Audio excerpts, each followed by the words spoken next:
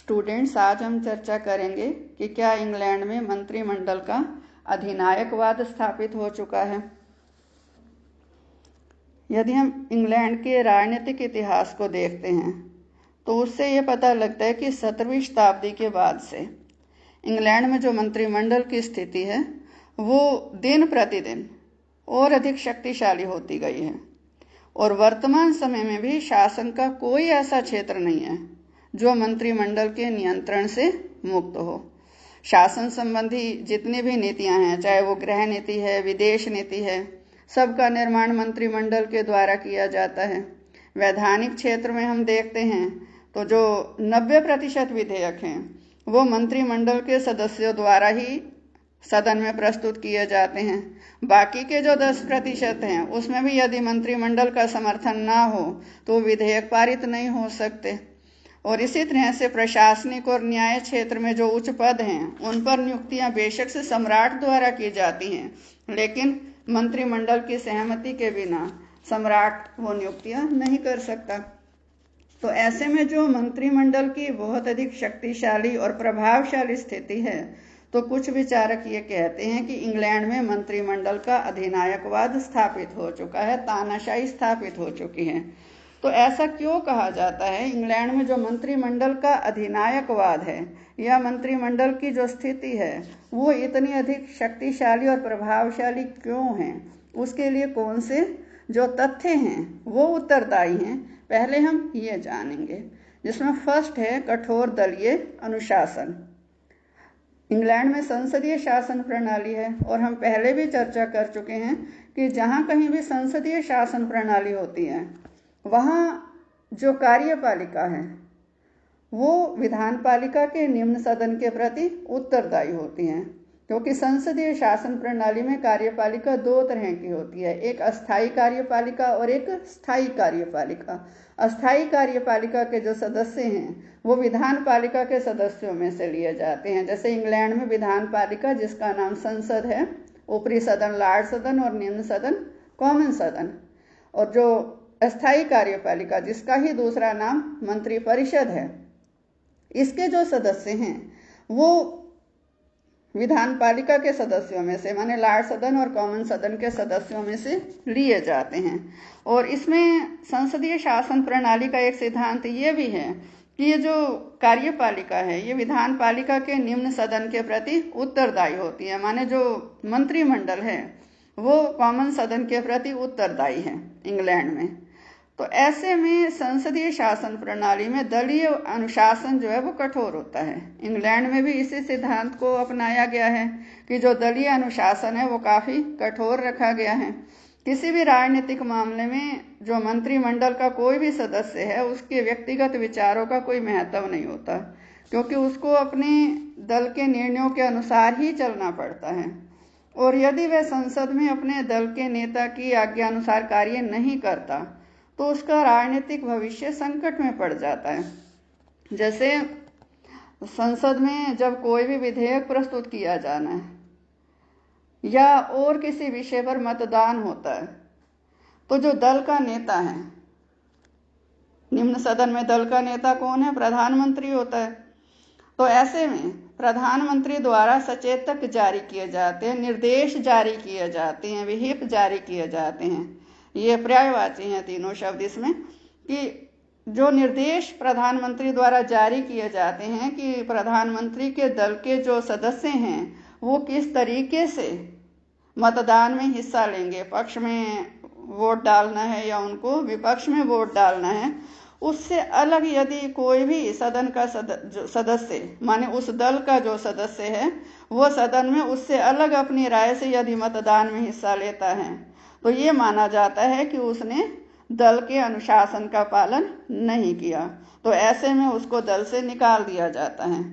माने कोई भी यदि दल के अध्यक्ष के जो दल का जो नेता है उसके निर्देशों के अनुरूप मतदान में हिस्सा नहीं लेता तो वो एक तरह से अपना जो राजनीतिक भविष्य है उसको ही अंधकार में कर लेता है।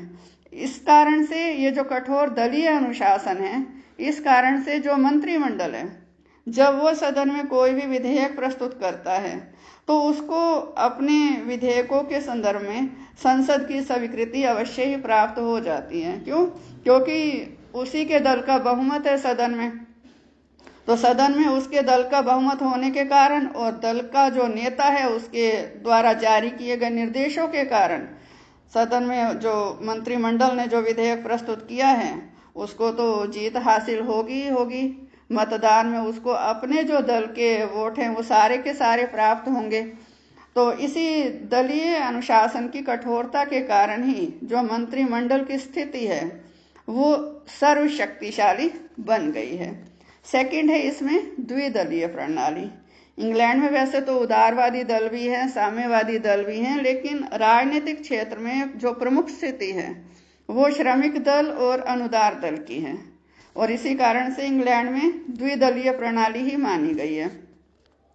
और मंत्रिमंडल में राजनीतिक एकरूपता होती है, माने जो मंत्रिमंडल के सदस्य हैं सारे इंग्लैंड में वो एक ही राजनीतिक दल में से लिए जाते हैं। अब 2 ही राजनीतिक दल हैं। जब कॉमन सदन के चुनाव होते हैं तो एक दल को बहुमत प्राप्त होगा, दूसरा दल बहुमत से थोड़ा पीछे रहेगा। जिस दल को बहुमत प्राप्त हुआ उसने सरकार बनाई, तो उसी दल के ही सदस्य मंत्रिमंडल में हैं।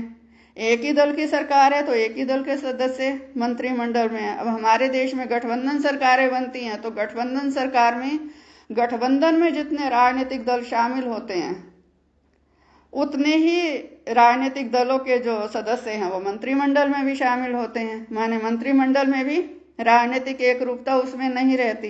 लेकिन इंग्लैंड में क्योंकि मुख्य रूप से हैं ही 2 राजनीतिक दल, तो एक सत्तारूढ़ दल एक विपक्षी दल, तो मंत्रिमंडल में भी राजनीतिक एकरूपता होती है। तो मंत्रिमंडल के जो सदस्य हैं वो उस दल से संबंधित होते हैं जिस दल को कॉमन सदन में बहुमत प्राप्त होता है। तो इसी कारण से संसद से मंत्रिमंडल को अपनी नीतियों को स्वीकृति प्रदान कराने में कोई विशेष चिंता करने की जरूरत नहीं होती। नेक्स्ट है इसमें मंत्रियों का सामूहिक उत्तरदायित्व। इंग्लैंड में जो मंत्रिमंडल है उसके सदस्यों में एकता होती है और मंत्रिमंडल में एकता स्थापित करने और स्थिर रखने का जो श्रेय है वो इस मंत्रिमंडल प्रणाली में एक और सिद्धांत है, मंत्रियों का सामूहिक उत्तरदायित्व का सिद्धांत, उसको जाता है। क्योंकि हर मंत्री को ये अच्छे से पता है कि संसद में किसी एक मंत्री की जो राज्य होती है तो उसमें समूचे मंत्रिमंडल को त्यागपत्र देना पड़ता है। माने डूबेंगे तो इकट्ठे डूबेंगे, तैरेंगे तो इकट्ठे तैरेंगे। तो इस तथ्य के कारण भी जो सभी मंत्री हैं वो एक समूह के रूप में सहयोगी वातावरण में काम करते हैं। और मंत्रिमंडल की ये जो एकता की स्थिति है ये मंत्रियों के सामूहिक उत्तरदायित्व के सिद्धांत की देन है और इसी कारण कहा जाता है कि मंत्रिमंडल को तानाशाह वाली स्थिति प्रदान करने में ये जो सिद्धांत है ये काफी प्रभावशाली भूमिका निभाता है।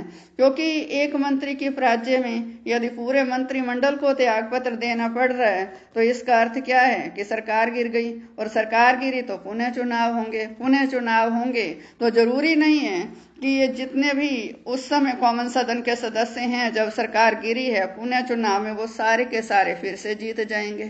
तो इसलिए कोई भी रिस्क नहीं लेना चाहता और सभी जो हैं एक सहयोगी वातावरण में कार्य करते हैं ताकि उनको अपना जो कार्यकाल है उसे वो पूरा कर पाएं और जो मध्यावधि चुनाव है, समय पूर्व जो चुनाव है वो स्थिति ना बने, फिर से चुनाव लड़ने के लिए ना जाना पड़े। नेक्स्ट है इसमें कॉमन सदन को भंग करने की शक्ति। इंग्लैंड में मंत्रिमंडल की स्थिति को सर्वशक्तिमान बनाने में एक संवैधानिक परंपरा है और उसका भी काफी महत्वपूर्ण रोल है। इस परंपरा के अनुसार यदि कॉमन सदन में मंत्रिमंडल की किसी विधेयक पर पराजय हो जाती है, माने मंत्रिमंडल ने कोई विधेयक सदन में प्रस्तुत किया और उस विधेयक को बहुमत प्राप्त नहीं हुआ, वो पास नहीं हो पाया, या मंत्रिमंडल के विरुद्ध कॉमन सदन में अविश्वास का प्रस्ताव पारित हो जाता है। दोनों स्थितियां क्या हैं, इसका क्या अर्थ निकलता है कि जो सत्तारूढ़ दल है वो अल्पमत में आ गया क्योंकि बहुमत प्राप्त दल की सरकार है। उसी दल के मंत्रिमंडल का कोई विधेयक सदन में पारित नहीं हो पाया या उसी दल के विरुद्ध सदन में अविश्वास प्रस्ताव पारित हो गया, तो संख्या का खेल है सारा। माने सत्तारूढ़ दल अब बहुमत में नहीं रहा। तो ऐसे में इंग्लैंड में जो संसदीय शासन प्रणाली है, वहां मंत्रिमंडल को तुरंत त्यागपत्र देने की जरूरत नहीं है। त्यागपत्र देने के स्थान पर जो प्रधानमंत्री है वो सम्राट को कॉमन सदन भंग करने का परामर्श दे सकता है। यहाँ ये बात हम देख रहे हैं कि जो प्रधानमंत्री है वो इस समय क्या है, बहुमत प्राप्त दल का नेता नहीं है, वो अल्पमत में आ चुका है उसका दल। तो ऐसे में अल्पमत सरकार का जो प्रधानमंत्री है वो कॉमन सदन को भंग करने की सिफारिश सम्राट से कर रहा है। और इंग्लैंड में ये परंपरा है कि सम्राट प्रधानमंत्री की ओर से दिए गए ऐसे परामर्श को मना नहीं कर सकता। माने बहुमत प्राप्त प्रधानमंत्री है, बहुमत दल का नेता है वो, तो उसके परामर्श को सम्राट स्वीकार करे, ठीक है, लेकिन अल्पमत सरकार के प्रधानमंत्री की सलाह को भी सम्राट मना नहीं कर सकता।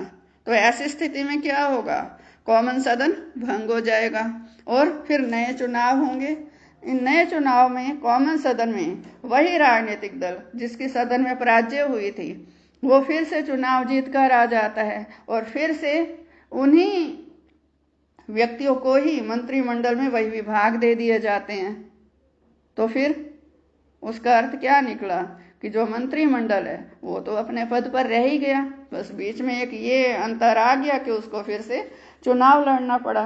तो ये जो परंपरा है इसका परिणाम ये निकलता है कि जो मंत्रिमंडल की स्थिति है वो और अधिक शक्तिशाली हो जाती है। इसके कारण इसके बाकी के जो कारण हैं मंत्रिमंडल की स्थिति को प्रभावशाली बनाने के, उन पर हम कल चर्चा करेंगे। धन्यवाद।